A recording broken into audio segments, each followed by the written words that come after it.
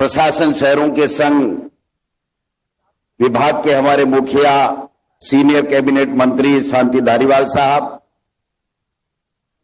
आदरणीय बीडी कल्ला साहब, प्रशासन गांव के संघ चलेगा उसमें जिम्मेदारी बहुत बड़ी निभा रहे हमारे मंत्री हरीश चौधरी जी,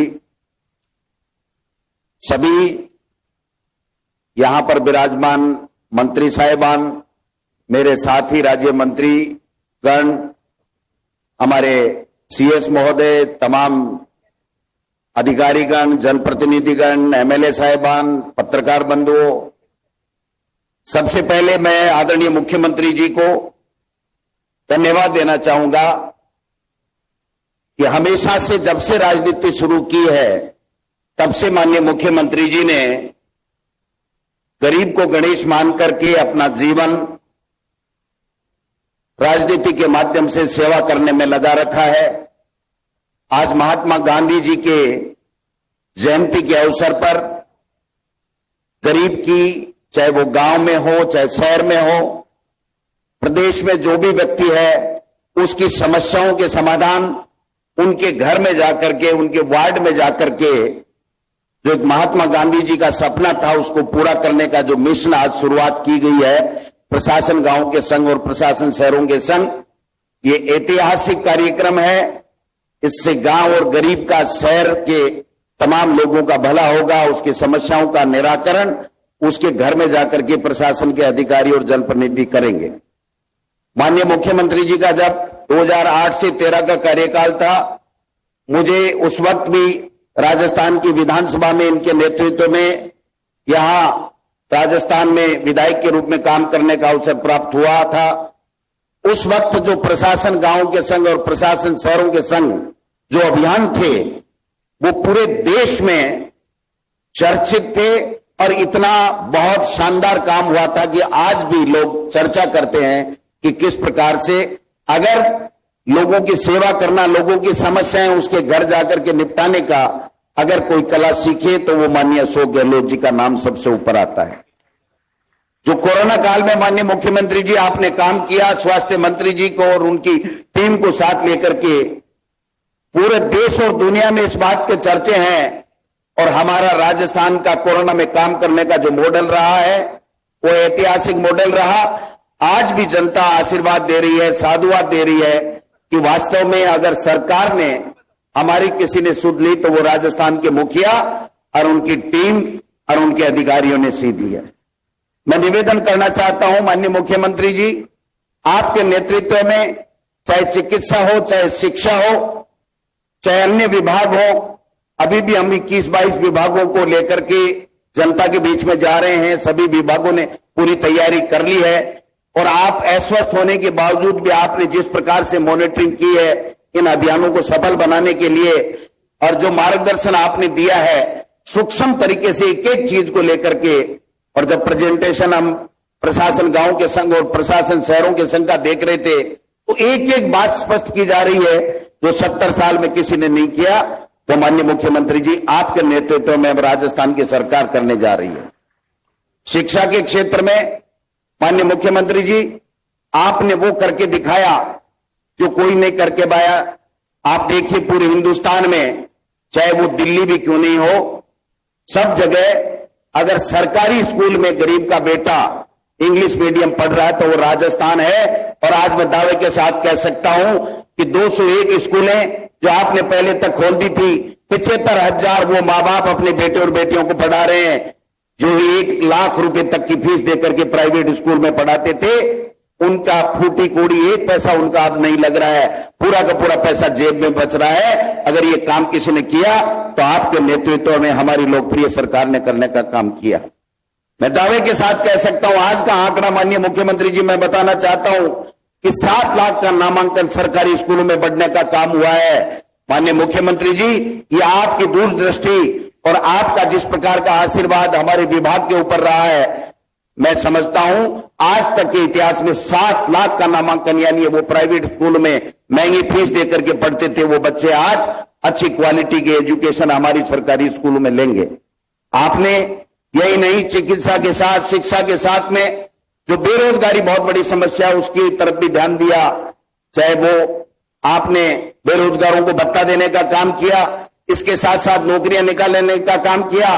आपने हम सबको एक बार नहीं 10 बार बुला करके विभाग के अधिकारियों के साथ कहा कि जो भी कोर्ट में भर्तियां हैं आप देखिए, परीक्षण कीजिए और मेरी खुली छूट है, आप उनको वापस लाइए।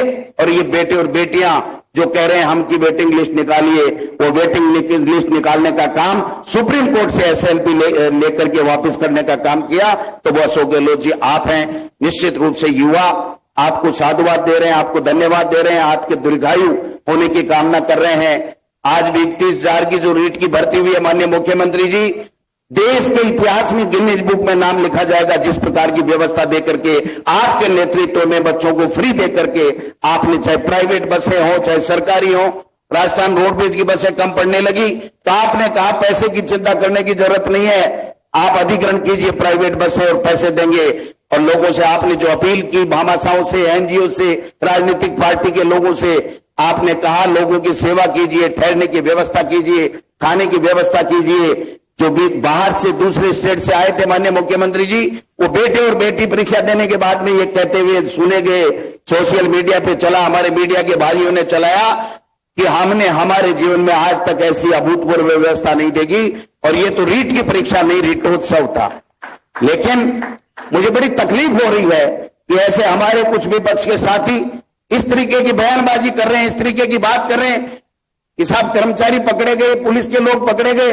अरे पकड़ने को तो आपके पास भी संसाधन थे, आपके पास भी सरकार थी, आप चैन की नींद सोते रहे, नकलची गिरोह पनपते रहे। ये मुख्यमंत्री अशोक गहलोत है जिसने कहा एक भी नकलची नहीं होना चाहिए, एक भी बच्चे के साथ जो मेहनत कर रहा है उसके साथ में खिलवाड़ नहीं होना चाहिए। ये निर्देश दिए और कहा कि अगर हमारा सरकारी कार्मिक अगर पकड़ा जाएगा और दोषी पाया जाएगा तो उसको बर्खास्त किया जाएगा। किसी में हिम्मत थी दूसरे में? कहने को तो बहुत बहुत कहते हैं, इनकी भी सरकार रही है, 2 बार हाल ही में मुख्यमंत्री वसुंधरा राजे जी रही, यही मंत्री थे गुलाब चंद जी कटारिया वगैरह, कहां थे ये? पकड़ा गया एक भी? चप्पल के अंदर ब्लूटूथ मिल गया। अरे पहले भी था चप्पल के अंदर, लेकिन आपने पकड़ा नहीं, आप सोते रहे और हम जागते रहे। और हमारे मुख्यमंत्री जी ने पकड़ करके दिखा दिया कि बच्चों के साथ जो मेहनत करता है उसके साथ में हमें अन्याय नहीं होने देना चाहिए।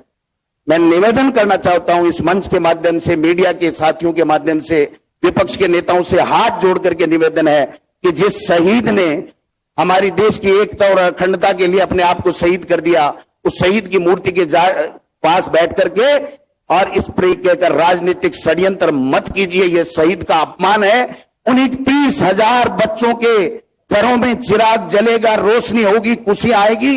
यह मुख्यमंत्री अशोक गहलोत जी का दृढ़ संकल्प है। किसी को चिंता करने की जरूरत नहीं है। अगर कोई गलती हुई है, कोई बेईमानी हुई है, कोई गड़बड़ हुई है तो हमारी पुलिस को बताइए, मुख्यमंत्री जी को बताइए, हमको बताइए, हमारे किसी एमएलए, किसी मंत्री को बताइए।